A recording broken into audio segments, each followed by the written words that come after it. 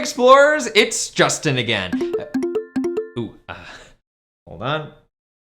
Breaking news, major sneaker company announces factory closures in the USA, moving production to Vietnam. American workers and consumers worry about the potential impacts. Well, that's interesting. I wonder why this is breaking news. I mean, so many products we use every day are manufactured in other countries. Our phones, our clothes, even parts of the cars we drive. So what impacts are workers and consumers worried about? When a company moves some of its jobs or parts of its supply chain to another country, that's called offshoring. It's a driving force of the global supply chain. Different pieces of products are made in different places before they reach consumers. But why is this sneaker company offshoring its production to Vietnam? And what are the impacts that workers and consumers are worried about? Let's find out.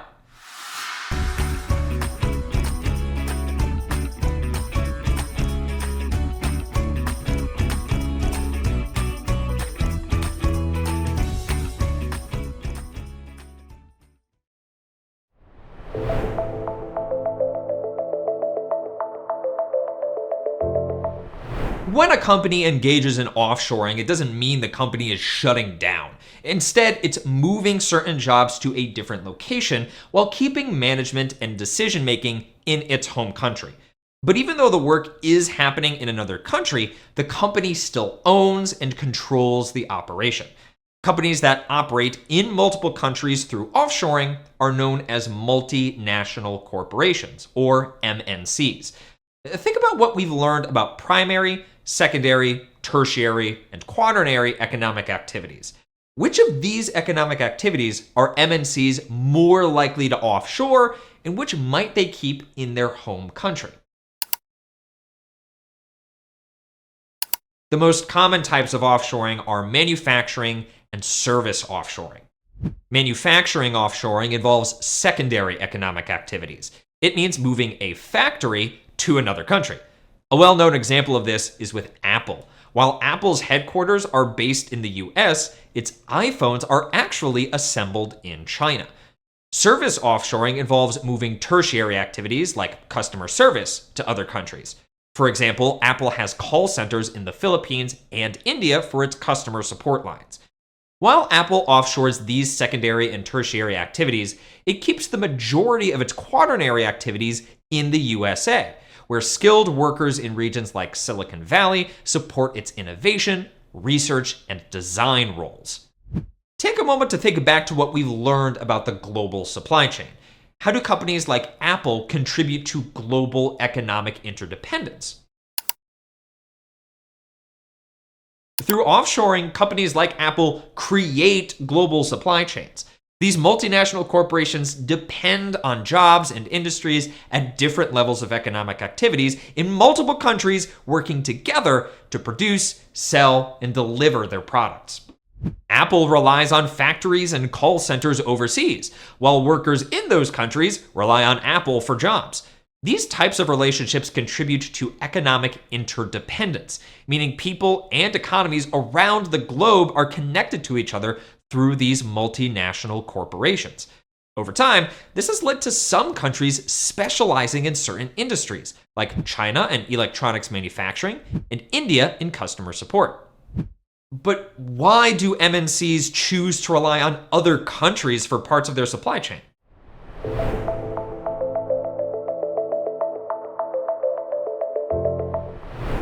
Offshoring's a major part of the global economy. But why do MNCs like Apple or that sneaker company that we just heard about in the news choose to move jobs overseas? It all comes down to cost. Companies are always looking for ways to increase their profits. How do you think offshoring helps companies save money? One of the biggest factors is labor costs.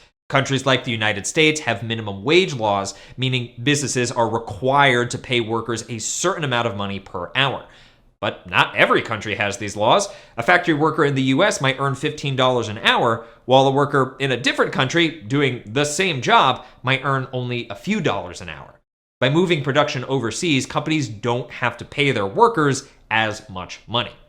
Trade barriers can also be a big factor. Think back to what we learned about tariffs in our last lesson and how the US-China trade dispute impacted the South Korean company Samsung. How might offshoring help companies avoid trade barriers? When the US placed tariffs on Chinese-made electronics, it became more expensive to manufacture goods in China and ship them to the US. By offshoring to Vietnam, Samsung could continue selling its products in the US without paying high import taxes, avoiding the trade barriers completely. Many other companies use a similar strategy. Instead of exporting goods from a country with tariffs or quotas, they might move production to a country where trade barriers won't be an issue. Another major factor is business regulations. In the US, businesses have to follow laws to make sure that their workplaces are safe and that they aren't harming the environment. In some countries, though, these rules are less strict. This means if a company isn't providing safe working conditions or is harming the environment in those countries, they won't have to face as many fines or penalties. Also, many governments around the world offer incentives to MNCs. They want to attract multinational corporations because they help create jobs and grow their economy. To encourage businesses to move there, they may offer special deals like charging companies less in taxes or giving them other financial benefits. So, for MNCs, offshoring is about saving money, whether it's by reducing labor costs, avoiding trade barriers and business regulations, or taking advantage of incentives.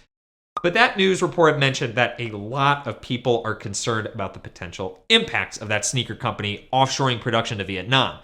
What do you think could be some positive and negative impacts of offshoring on workers and consumers in both countries?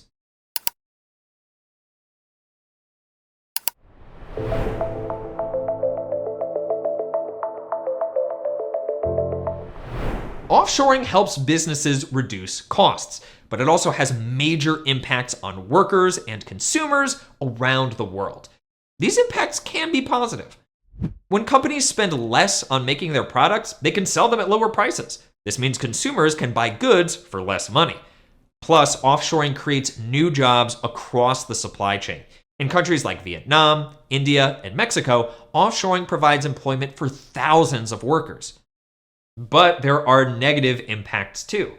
First, if it creates jobs in other countries, how might offshoring impact workers in the company's home country?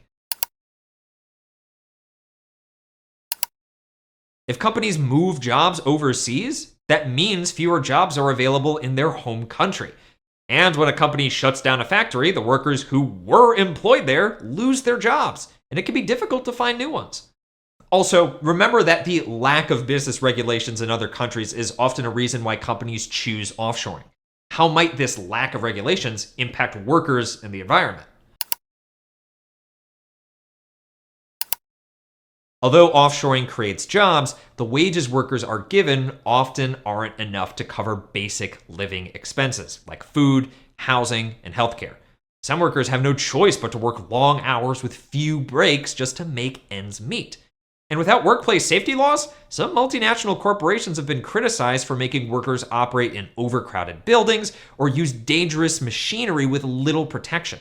Critics of offshoring often point out that without strict environmental laws, multinational corporations can cause pollution, carbon emissions, and deforestation without penalties. Because of these issues, many people believe that companies should be more responsible when they offshore jobs.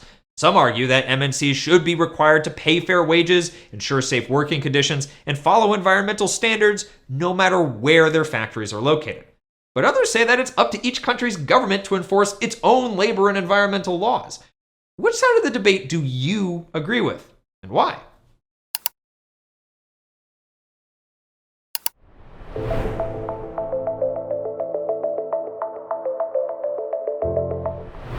So, now I see why that sneaker company moving its factories to Vietnam is breaking news. It's not just about one company. Offshoring affects workers, businesses, and entire economies around the world.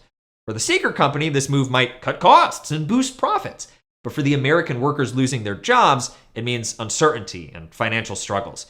Meanwhile, it creates new jobs in Vietnam that could help grow their economy, but wages might be low, working conditions might be unsafe, and it could lead to some environmental harm. Despite the negative impacts, many global supply chains are dependent on offshoring. This is why studying these impacts is so important. It helps us as geographers think about what can be done to keep our supply chains moving while minimizing the negative impacts they have around the world. In a future lesson, we'll take a closer look at what governments, organizations, and companies are doing to ensure fair wages, safe working conditions, and environmental sustainability in the global economy. Until then, keep exploring. See you next time.